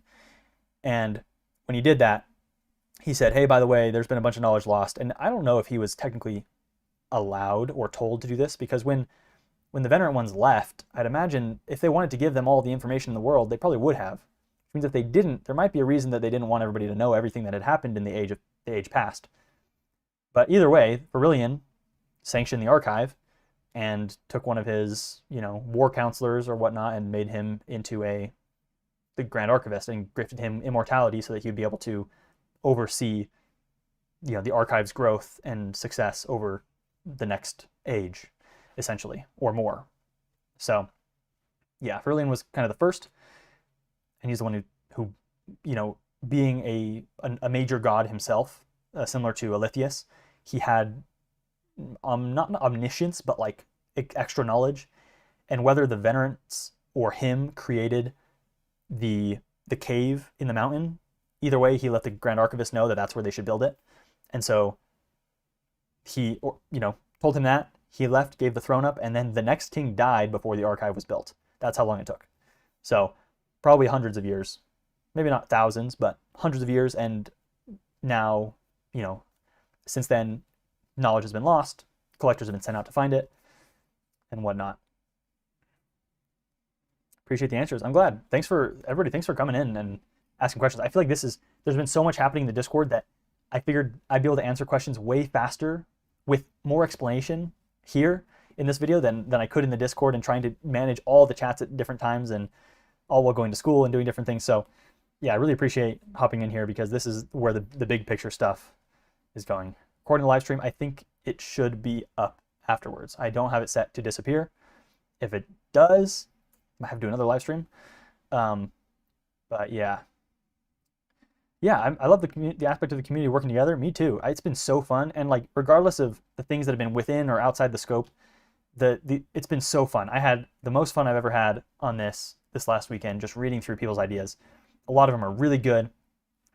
Every single one is really cool, and people are passionate. People have drawn stuff, that would take me days to draw. People have, made music and all of this. So it's been really cool, and I really hope you guys, keep up the passion and keep going with it, because I just want to make this fun. That's the whole goal, is to make this fun and give you guys what you want to get out of it, which hopefully is creative writing and world building. Not as much, lore building, but we're adding depth together, and I think we'll get some really cool stuff going.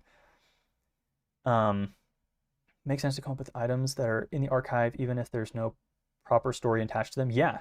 I imagine, just like, once again, the shared fantasy is that there are like artifacts that are just places that they didn't originate from. You go into a dungeon, you fight monsters, and there's just this sword there.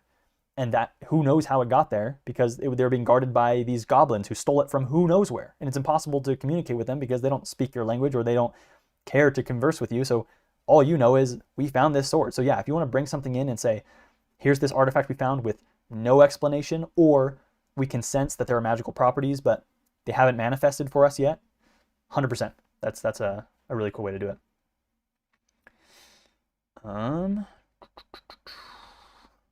Colored map soon. Yeah, hopefully I'll probably have this one done sometime soon.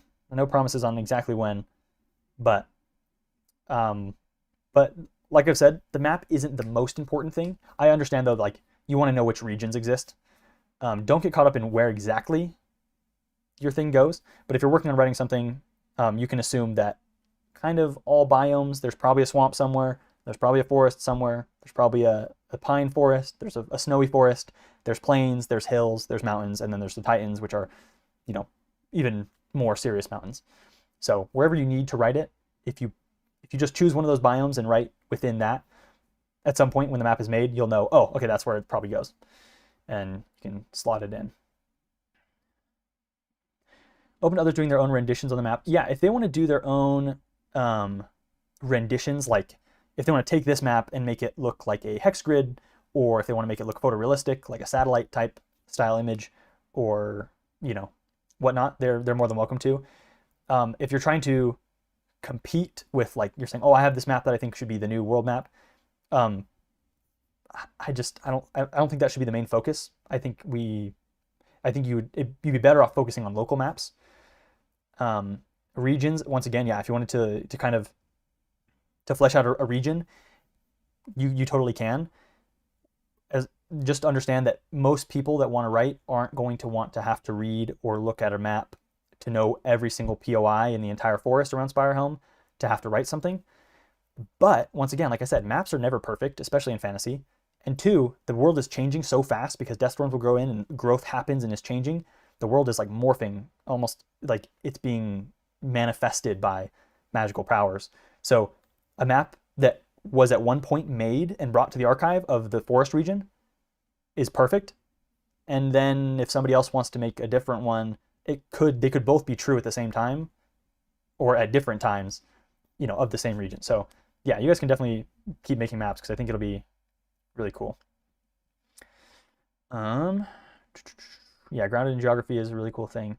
One more thing I want to mention. I don't know if I mentioned this. It probably briefly mentioned it in the archive video, but collectors are just the nature of collectors, and I'm gonna make a video about this on TikTok probably later today if I have time. But I'm just gonna go briefly over the different roles. Essentially, Discipulus in our group chat is just common folk who are going to the archive to learn, because it's a library after all, especially the open section. They're allowed to go, they're allowed to learn and do whatever they want. Collectors are any willing volunteer that decides to go to the archive and say, I want to dedicate my life to doing this. And maybe they're paid, maybe they're not, but they're given authority to go out in the land and bring things back and annotate them as needed. So that's like your typical collector, which can come from all walks of life. And also, they are essentially adventurers and heroes.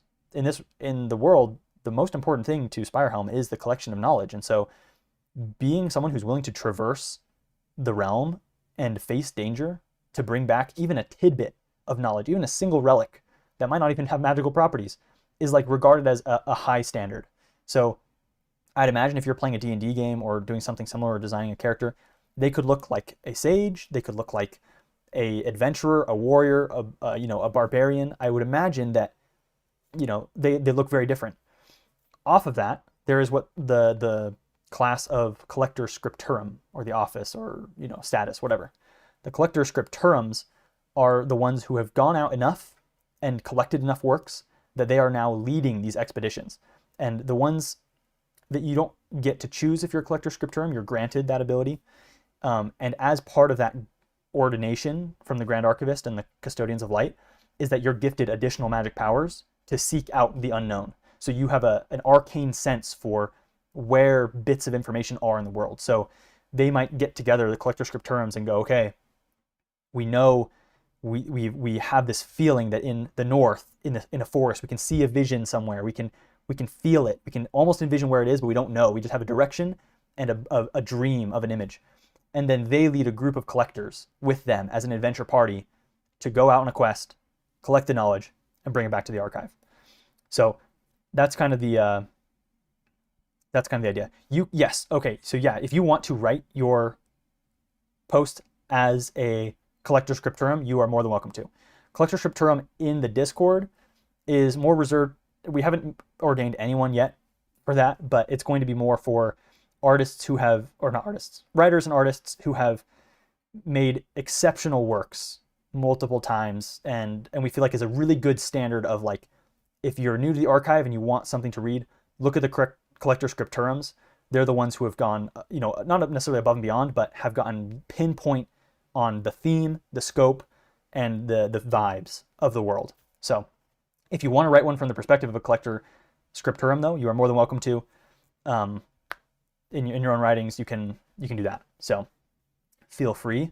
And then, so the artifacts is another gifted status. It's one that's granted by the archive. If you're in the Discord, you're allowed to choose artifacts or chronicler by the get-go. But the artifacts are the ones who are more about examining artifacts, art, architecture, relics, different things like that. And then the chroniclers would be traditionally those who aren't fit or don't desire to traverse the dangers of the land or the realm and stay within the archive themselves and learn all of the knowledge and guide those who need knowledge. So if a collector was like, okay, we're going on this mission, my collector scriptorum told me that we're going to be encountering these orcs or goblins, they would go to a chronicler, and the chronicler would say, okay, follow me, and they'd take them to a certain part of the library, pull out a bunch of tomes and say, here's all the records we have on these orcs, use this accordingly. And so if you're a collector, you could use that too in your story. You could say, I found information given to me by a chronicler about XYZ. We are now leaving. End of log. Then you get back and you say, okay, a new log. We found this thing, blah, blah, blah, blah, blah. And that's that. And then the Custodians of Light are the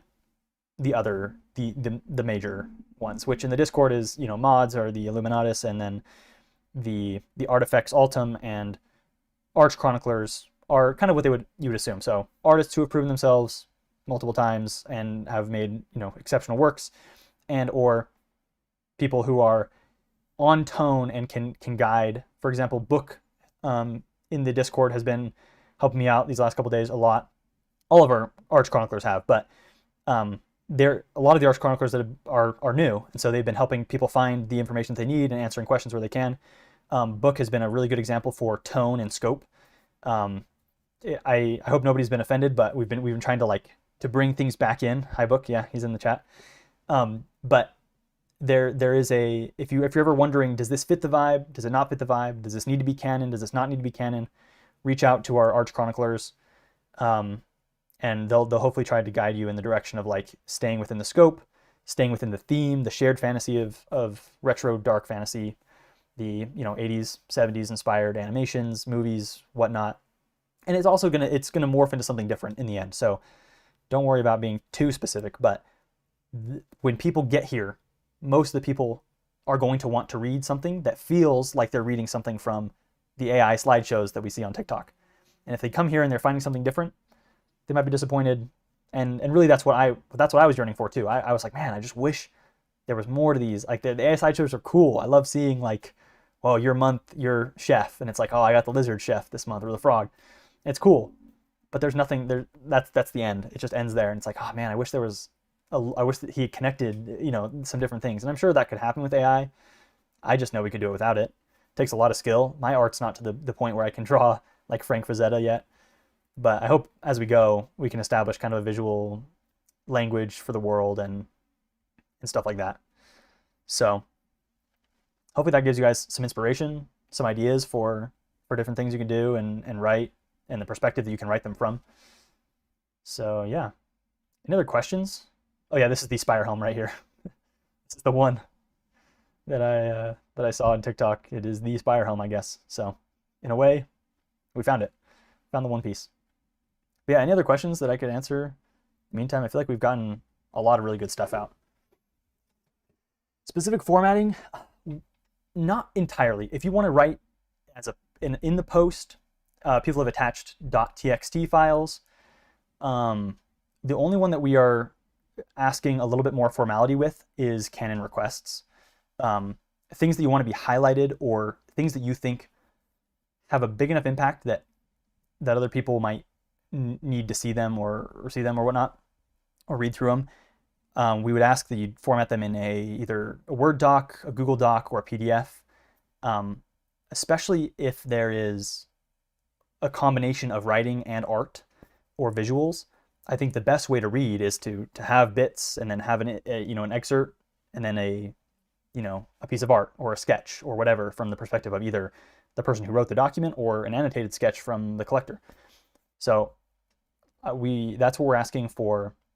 There's a rules post in the submission rules, and I think in the canon request chat specifically, there's a more detailed example of or set of rules that say if it doesn't fit this, we're going to just delete it immediately, so that this chat stays really clean and can kind of be the poster child for new people to the archive who just want to read and don't want to have to browse through all of the other submissions. They kind of just want to read, the best formatted and the best stuff.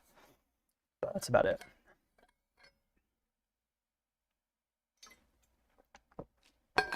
Let's see.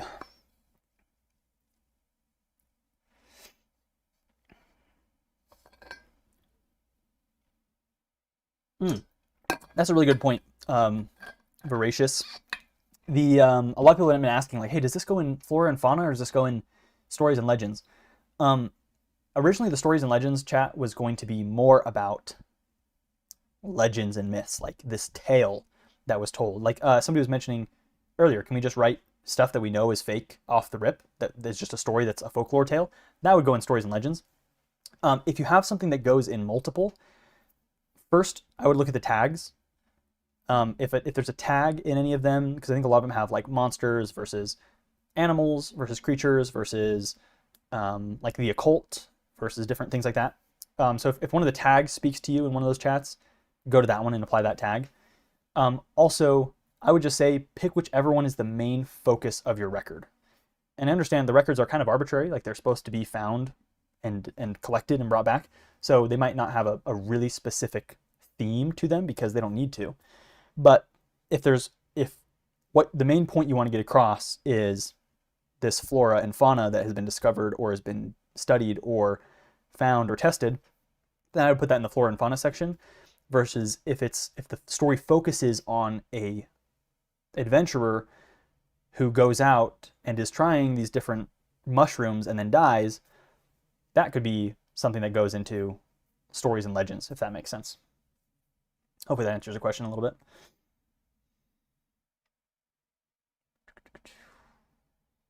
A writing maximum. There isn't. There is no writing maximum yet. Personally, I don't have, because I'm managing all this and trying to post content and also write the lore document, I don't have time to read through the super long submissions. So not the shorter the better, but I think if you're passionate about it, write it. I just don't want you to feel like you're wasting your time, but I think if you're passionate and you think it's cool, keep writing. That's the whole goal, is just to have people creating stuff instead of just letting AI do it for us, because that's the boring part. The creation is the most fun part. Letting AI do the fun part just to get a cool result, it's pretty boring. So different races, really interesting ones. I think anything for races, we talked about a little bit, anything within the shared fantasy of dark fantasy is a go. and anything else that you want to create, you can. Just understand that it's probably going to be not necessarily a standard for everyone to stick to, but something that was discovered by the archive and brought back as like its own tidbit of information for races. Specific person encountering other topics, stories, and legends is likely to move. Yeah. If it follows a one person going from, topic to topic, 100% that could go in stories and legends.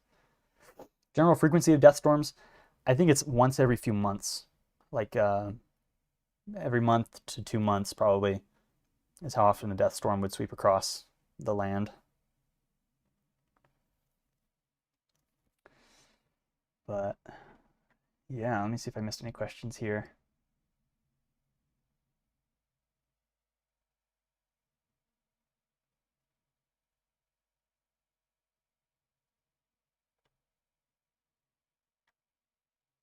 Cool. I think I got through pretty much every question. Trying to think if there's any last things I want to say before we hop off, but I think that's most of what I was hoping to get out. Are you saying something to collectors aspiring to become Collector Scriptorum? Oh, can I say something to collectors aspiring to become Collector Scriptorum? Yeah, if you're hoping and wanting to become a Collector Scriptorum, I would just say focus on, I know the tones and tenets section hasn't actually been written yet. So far, all we have is the records and submissions section. But right here is going to go the core tenets. Oh, whoops, you guys can't see this. Right here is going to go the core tones, tenets, and themes of SpireHelm. So for anyone hoping to become a Collector Scriptorum, I would say write things that are within the scope. We love the impressive world building that's been going on, like all the magic systems and the kingdoms and currencies. Currency is one that I think we could probably establish, but once again, the shared fantasy is gold pieces. We don't really need to know whether 100 is a lot of gold or 100 is a little, but yeah, if you're aspiring to be a Collector Scriptorum, I would say write your best work, write it within the tones and the scope of the world, and on theme for what would be collected by the archive.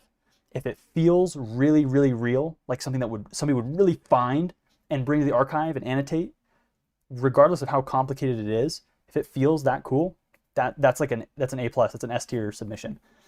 The lurkers is kind of the example we have up. It's not perfect, but it's a really good standard for theme.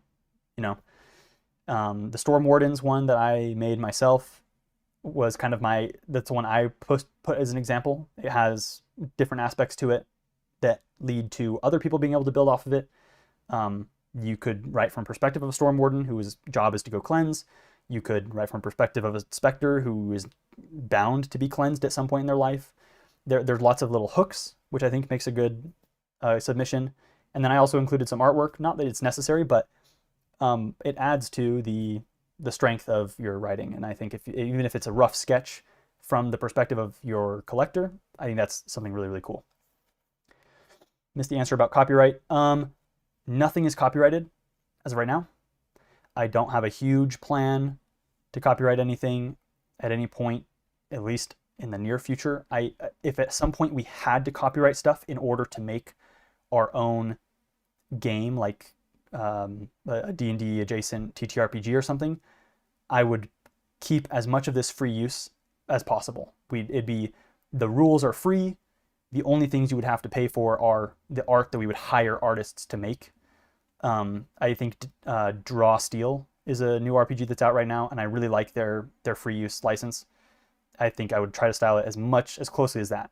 So if you want to make SpireHelm content, if you want to, if you want to make third-party content like D&D modules, as long as you're following their rules, everything here is okay to use. If you want to make a content channel about the lore of SpireHelm, you want to make a YouTube channel about that, I'd be an honor to have that exist. But that's totally okay. If you want to make money off of SpireHelm by making stickers or whatnot, that's all okay. The logo, all of that type of stuff is free to use. Just don't market yourself as official SpireHelm, because that would get confusing for people. I don't want anyone to get scammed. And if somebody starts scamming people, I don't want to have to take legal action. It's just not what I want to do with my time. I'd much rather be here with you guys making really cool stuff making a world. So, and then the copyright section on the other end, understand that if you really like something that you're making and you're worried that you won't get the recognition out of it, then you may want to just hold on to it. The archive is essentially all free use. It is, here are my ideas for other people to use. And so credit where credit is due as much as possible, but just understand that if somebody uses your story to make something and then they sell that thing, you may not get compensation from other people. Hopefully they at least reference you, but in the end, there's so much happening and every idea is being bounced off of other people's ideas that it's going to be impossible to track down exactly where every idea came from. So, okay. Money system awaiting canonization. Just gold as of right now. Gold pieces, silver, bronze. How much is a lot? I would imagine like 100 gold in a village makes you a pretty wealthy person. And, 100 gold pieces would make you rich. A single gold statue would make you probably the richest person in the entire town. And I'm sure the wealth of SpireHelm is much bigger, but for the local folk, a gold piece a week is probably, fair pay. So let's see here.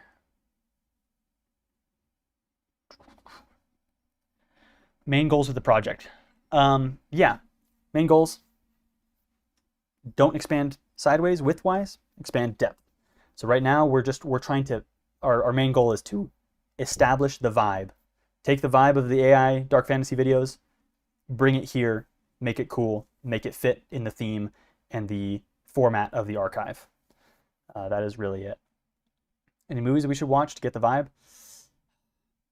None of my recommendations. I mean, people have mentioned Dark Crystal, Black Cauldron for animation. That one's a really interesting one. I think even Sword and Stone kind of has that vibe.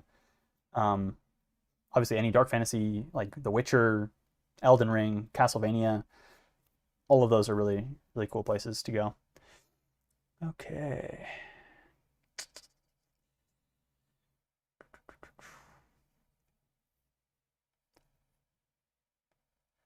SpireHelm will be covered protected so no one steals the idea. Yeah. I don't know. I don't know how SCP does it. I don't really know if there's something I should be doing to protect myself more so that people don't just steal the idea and run with it themselves. I'd imagine, I mean, anybody can do something like this. SCP is very analog horror, which I think is really cool, and I've looked through a lot of them. I never wrote anything for it, but I saw that this trend was growing with the AI retro dark fantasy, and I was like, man, that'd be really cool. And then I was like, oh, it would be cool to have something kind of like a collaborative writing project, just with a different twist. And our twist is the archive and that the records are being found and that they already exist, versus clinical tests and studies and writing all new stuff. But yeah, I imagine if somebody wanted to do this for something like sci-fi, they totally could. I wouldn't be mad. Yeah, any FromSoft game. Yeah, I mean, yeah, Dark Souls, all the Dark Souls games are pretty good. Somebody mentioned Bloodborne in the Discord. I think Bloodborne and Eldritch Horrors are not beyond the scope. I mean, like we said, we're kind of traditional European fantasy and Gothic, kind of where they butt up against each other. The time frame of Bloodborne, I think, is a little bit more modern. They've got pistols and whatnot. We're in a time that doesn't, but with the overall feel of Monster Hunters and things like that. Really cool. Someone said Black Cauldron, Excalibur, Northman, Primal. Yeah. Yeah, same with like the Viking stuff. Once again, it's a little bit outside of the majority of the Viking fantasy is outside of traditional dark fantasy, but there is a good chunk, in the bottom of the Venn diagram that does overlap with where I feel like SpireHelm fits in all of this. We will protect the project, nobody will steal the project. Perfect. That's what I like to hear. But yeah, if you want to invite people to join, you're more than welcome to. If you want to try to, make your own stuff inspired by SpireHelm, go for it. I would love, it'd be so cool if somebody made, books. You can write short stories and publish them yourself, and I will not be sad. I will not be mad at all. And at that point, you could probably license that to be not stolen. If you're putting it in the Discord, there's probably a chance that people can riff off of your ideas. But if you were to make your own book or comic book or graphic novel or whatever with your own story inspired by SpireHelm, you're welcome to put SpireHelm, as long as it's not official SpireHelm, you can say this is a SpireHelm story or a SpireHelm novel or whatever, and that is all cool. And I will probably buy the book because that would be an honor. That'd be so cool. So, not necessarily no gunpowder. Yeah, this is not legal advice. This is not legal advice. Just just saying stuff that's on my mind.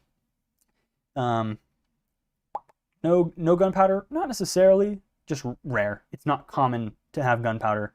The gunpowder would probably be reserved for people who have cannons, but gunpowder in a gun is probably not likely. But there are probably cannons here and there. I'd imagine archers and crossbows, X-bows, and whatnot are probably more common for defense. But here and there, somebody might have a cannon. And there might be a rogue alchemist or artificer out there who's just some crazy old guy on shrooms who makes his own gun and manages to kill some monster or people before before it inevitably explodes and kills him. Who knows? So, yeah. Exclusive to the elite. Yep. Yeah, that's a good way of putting it.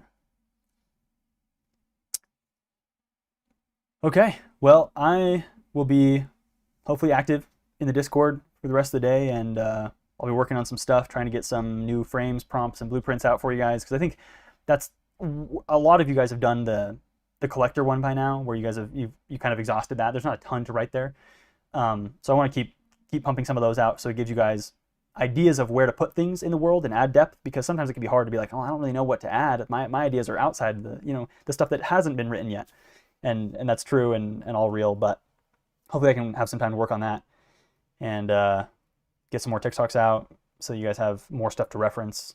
Hopefully this video will be up, so if you need to reference any of this, you can. Obviously the master lore document will be worked on, and until we have a website, that's going to be where the need to know stuff is going to live. So if you have any other main questions, ask that, and you can always tag one of our Arch Chroniclers in the Discord. They're all doing great jobs and doing their best, and hopefully as we go, we'll be able to kind of align all together as soon as possible, since everything's growing so fast. But if that is it, then I think we will sign off and get back to creative writing and your lives and whatnot. And yeah, hope to see you guys soon. Peace.